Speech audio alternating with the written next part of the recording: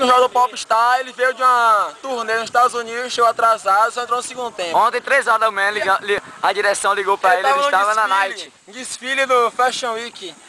Gabriel, o que você ia dizer sobre o segundo tempo da partida e o jogo do seu time? Pera aí, antes de tudo, deixa eu botar o boné do patrocinador e tal. Com certeza. Agora, infelizmente, Não dá pra te ver, não. eu sabia que ia ter esse jogo, tá entendendo? E Todo domingo tem. ontem, às 3 horas da manhã, eu tava em Hollywood, Aí, ó. desfilando. Tá vendo?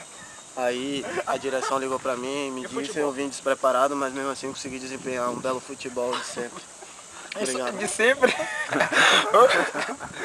Sobre a sua equipe e a outra equipe como estava? Estava superior? Quem estava superior? Qual foi a fórmula que fizeram vocês ganharem?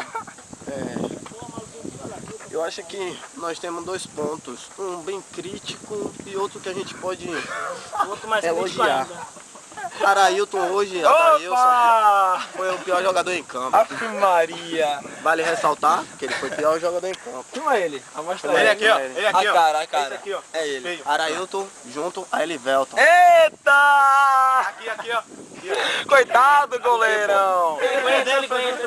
Ainda bem que eu fui livrado No meu disso. tempo de escolinha me diziam que quando tava chovendo o goleiro não podia sair pra encaixar a bola. O goleiro tinha que soltar. Opa! Goleiro de Mas pessoal, sei por quê. agora, É porque ele só fica pensando em Lari, aí ele não chega na esquece. parte dos elogios. Ele quer agarrar tudo.